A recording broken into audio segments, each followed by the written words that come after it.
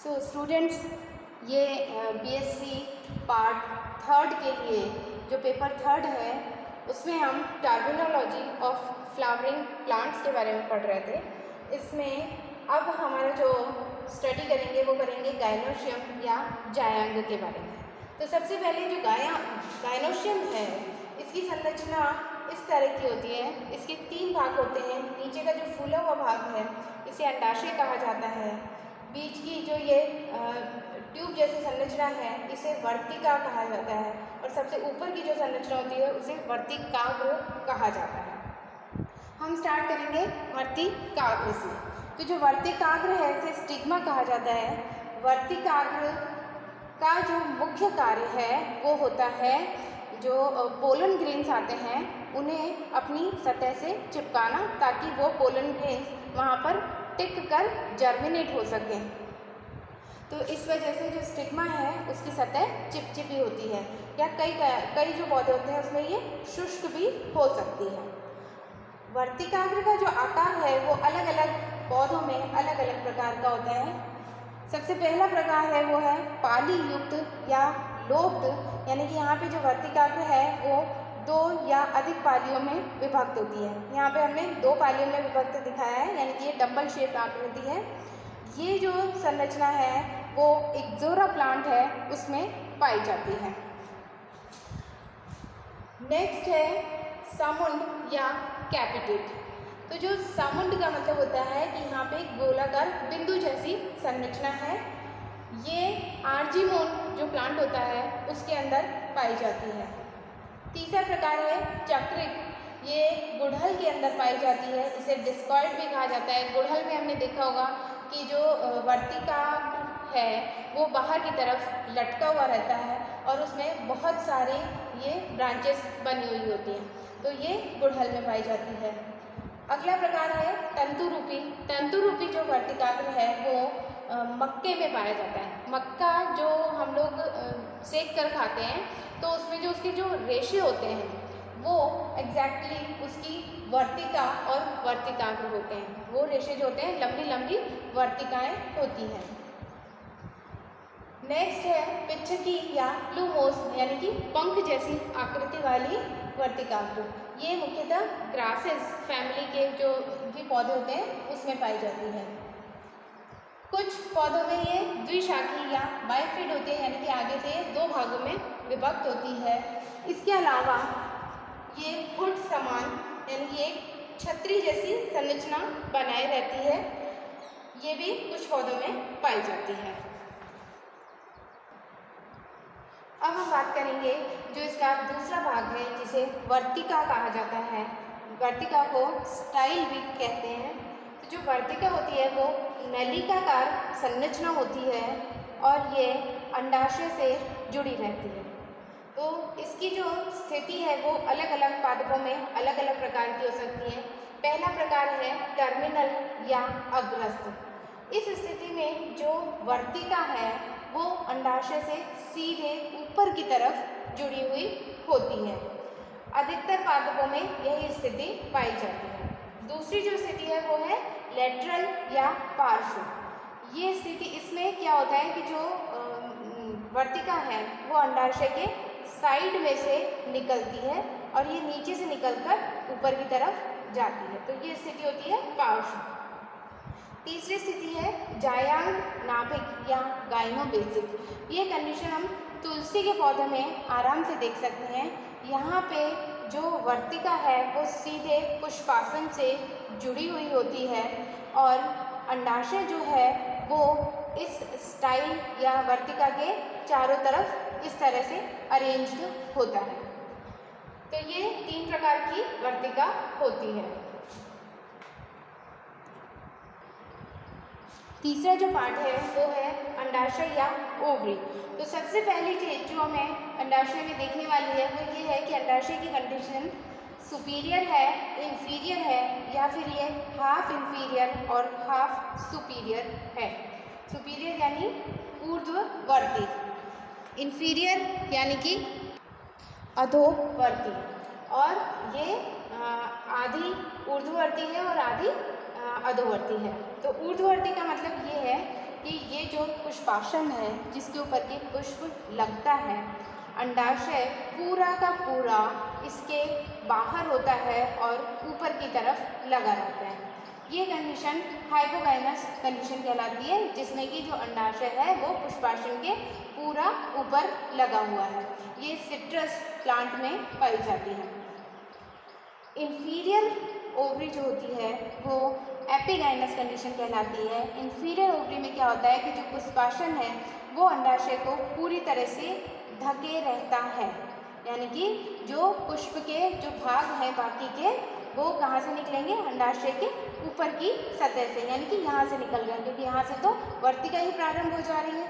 तो ये अंडाशय पूरी तरह से बाकी जो फूलों का भाग है उसके नीचे है, इसलिए ये इंफीरियर या अधोवर्ती कहलाती है। ये कंडीशन हमें ट्राइडेक्स प्लांट के अंदर देखने को मिल सकती है। हाफ इंफीरियर या हाफ सुपीरियर जो कंडीशन होती है वो पेरिगाइनस कंडीशन कहलाती है। इसमें क्या होता है कि जो थैलेमस है या पुष्पासन है वो एक कपनुमा संरचना बना लेता है। इस कपनुमा संरचना में ये जो अंडाशय है वो आधा तो अंदर आ गया है, जबकि आधा ऊपर की तरफ है और फ्री है, और पुष्प के जो बाकी के भाग हैं वो भी यहाँ से ही निकल रहे हैं, यानी कि जो ओवरी है वो आधी नीचे है ढकी हुई अवस्था में है और आधी ऊपर है जो कि खुली हुई अवस्था में है। तो ये हाफ इंफीरियर और हाफ सुपीरियर ओवरी कहलाती है और ये कंडीशन पेरिगाइनस कंडीशन कहलाती है। अब देखते हैं कि जो अंडाशय है उसमें लॉक्यूल या कोष्ठ की कंडीशन क्या होती है, यानी कि जो अंडाशय है ये इसको हम इस तरह से सेक्शन काटेंगे तो अंदर क्या संरचना दिखाई दे रही है। यूनिलॉक्यूलर यानी कि एक कोष्ठ है, यानी कि एक तरह से एक चैम्बर है, तो एक चैम्बर होगा तो ये पूरी की पूरी जो संरचना है वो एक ही दिखाई देगी। अगर ये बाइलॉक्यूलर है तो इसमें बीच में एक सेप्टा या पट बना हुआ होगा जिसके द्वारा ये दो भागों में विभक्त होगी। ट्राइलैक्यूलर के अंदर ये 3 भागों में विभक्त होगी। टेट्रालैक्यूलर के अंदर ये 4 भागों में विभक्त होगी। पेंटालॉक्यूलर के अंदर ये 5 भागों में विभक्त होगी, जबकि मल्टीलॉक्यूलर के अंदर ये 5 से अधिक भागों में विभक्त होगी और ये एक दूसरे से पट या सेप्टा के द्वारा अलग होती हैं। अंडाशय के अंदर प्रकोष्ठ की उपस्थिति के आधार पर इनके नाम दिए जाते हैं, जैसे कि मोनोकार्पेलरी जब केवल एक ही प्रकोष्ठ है। अगर 2 प्रकोष्ठ हैं यानी कि ये 2 अंडक में विभक्त है तो ये बाइकार्पेलरी कंडीशन कहलाती है। और 3 में होने पर ट्राइकार्पेलरी, टेट्राकार्पेलरी, पेंटाकार्पेलरी और मल्टीकार्पेलरी कंडीशन है। अब देखते हैं कि जो अंडक हैं या अंडक हैं उनका जो सस्संजन है वो किस प्रकार का होता है। जैसे इसमें 2 प्रकार होते हैं, एक होता है पृथक अंडपी और दूसरा होता है संयुक्त अंडपी। पृथक अंडपी को एपोकार्पस कहा जाता है, जबकि संयुक्त अंडपी को सिनकार्पस कंडीशन कहा जाता है। पृथक अंडपी का मतलब ये है कि अंडाशय के अंदर जितने चैम्बर बन रहे हैं वो प्रत्येक चैम्बर एक अंडक है और वो अंडक एक दूसरे से पूरी तरह से अलग है। अगर हम सेक्शन काटें तो ये जो अंडाशय है वो इस तरह का हमें दिखाई देगा, यानी कि ये दोनों भाग एक दूसरे से अलग अलग हैं। और जब हम इसको इस तरह से काटेंगे तो ये संरचना इस तरह से दिखाई देगी और ये संरचना हम जो क्या कहते हैं कैलोट्रोपस प्लांट होता है उसमें देख सकते हैं। सिनकार्पस कंडीशन यानी संयुक्त अंडपी कंडीशन में जो दोनों कार्पल हैं वो एक दूसरे से चिपके हुए होते हैं। अगर हम इसका सेक्शन काटेंगे तो हम इसे एक दूसरे से अलग नहीं कर सकते। साथ ही बाहर से देखने पर ये हमें पता चल जाएगा कि इसमें 2 अंडक हैं, जबकि यहाँ पे हम बाहर से देखने पर ये नहीं पता लगा सकते हैं कि अंदर इसके कितने अंडक हैं। तो ये थी एपोकार्पस और सिनकार्पस कंडीशन। कुछ कंडीशन ऐसे, कुछ पादप ऐसे भी होते हैं जिसमें कि कंपाउंड गायनोशियम पाया जाता है। कंपाउंड गायनोशियम का मतलब ये है कि इसमें एक से अधिक गायनोशियम एक साथ उपस्थित हैं। जैसे कि ये पौधा है तो यहाँ पे ये एक अंडाशय है, ये दूसरा है, ये तीसरा है और ये चौथा अंडाशय है। और प्रत्येक अंडाशय जो है उसकी अपनी अपनी वर्तिका और वर्तिकाग्र है। इसके अलावा ये जो कंपाउंड गायनोशियम है वो इस कंडीशन में भी हो सकता है कि यहाँ पे तो ये अंडाशय पूरी तरह से एक दूसरे से अलग हैं, लेकिन यहाँ पे ये जो अंडाशय हैं वो एक दूसरे के साथ चिपके हुए हैं और इनकी एक ही वर्तिका है। तो अब हम देखेंगे अंडाशय या ओवरी के अंदर बीजांड नास या प्लेसेंटेशन किस किस प्रकार का होता है। सबसे पहले हम देखेंगे कि प्लेसेंटेशन कहते किसे हैं। जब हम अंडाशय की आंतरिक संरचना देखेंगे तो अंडाशय का ये जो कोष्ठ है इसके अंदर ये भित्ति बनी रहती है। इस भित्ति को प्लेसेंटा कहा जाता है और प्लेसेंटा के द्वारा जो ओव्यूल होते हैं वो इस पर लगे रहते हैं। ओव्यूल आगे चलकर निषेचन के बाद बीज का निर्माण करते हैं और ये जो पूरा अंडाशय होता है वो फल का निर्माण करता है।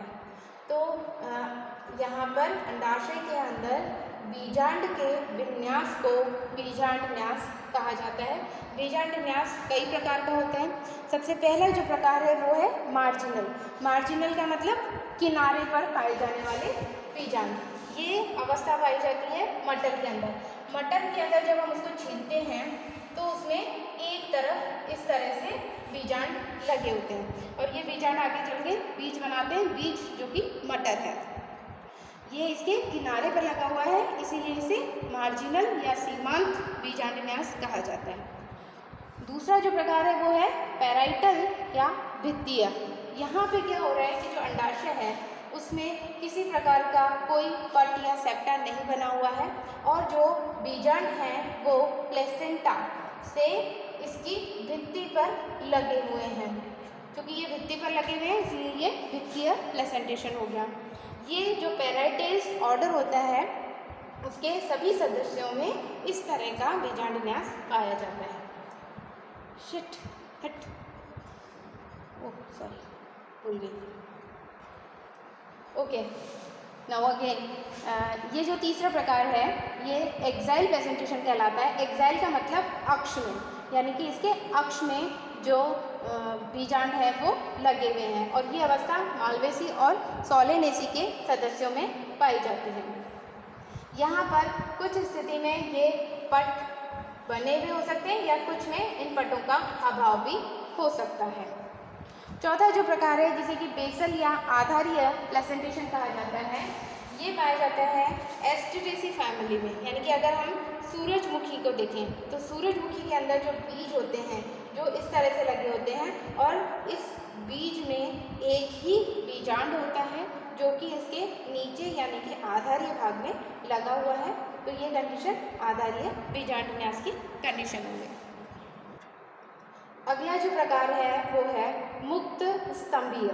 तो मुक्त स्तंभीय के अंदर जैसे एक्साइल प्लेसेंटेशन में होता है ये जो बीजांड है वो सेंटर में लगे हुए हैं, लेकिन यहाँ पे जो ये इसका कोष्ठ है अंडाशय का उसमें किसी प्रकार का कोई पट नहीं बना हुआ है, इसीलिए इसे मुक्त स्तंभीय या फ्री सेंट्रल कहा गया है। ये बीजांडन्यास जो है वो कैरियोफिलेसी के सदस्यों में पाया जाता है। अगला प्रकार है परिभित्तीय या सुपरफिशियल। इसे परिभित्तीय इसलिए बोला गया है क्योंकि यहाँ पे जो बीजांड हैं वो अंडाशय में जितनी भी जो भित्ति बनी हुई है उसके ऊपर लगे हुए होते हैं, इसीलिए ये परिभित्तीय बीजांडन्यास कहलाता है। तो यहाँ पर हमने अंडाशय के विभिन्न जो भाग हैं उनका अध्ययन किया है। अब आप लोगों के लिए एक एक्सरसाइज है कि जब भी आप कोई सब्जी या फ्रूट खाएंगे तो आप उसमें ज़रूर देखिएगा कि क्या हम उसमें बीजों की स्थिति के आधार पर उसके जो प्लेसेंटेशन है उसका अंदाज़ा लगा सकते हैं, क्योंकि जहाँ जहाँ पर बीज हैं वहीं पर ओव्यूल थे। ओव्यूल ही आगे जाकर बीज का निर्माण करते हैं। अगले जो लेक्चर है उसमें हम ये देखेंगे कि ओव्यूल से जब बीज बन जाता है या फल का निर्माण हो जाता है तो वो फल किस किस प्रकार के होते हैं। ओव्यूल की स्थिति का अंदाजा लगाने के लिए हमने इसका एक जो अनुदैर्घ्य काट है अंडाशय का वो भी बनाया है। तो ये देखिए, ये अनुप्रस्थ काट था जिसमें अंडाशय के अंदर ओव्यूल इस तरह से लगे हुए दिखाई दे रहे हैं। अनुदैर्घ्य काट में ये जो अक्ष है बीज का, इसके ऊपर ये अंडाशय लगे हुए होते हैं, या फिर अगर भित्ति है तो भित्ति के साथ चिपके हुए होते हैं। ये कंडीशन होती है, ये फ्री सेंट्रल कंडीशन है, यानी कि इसमें बीच में केवल जो अक्ष है वहाँ पर ओव्यूल लगे हुए हैं और बाकी जो जगह है वो पूरी खाली है।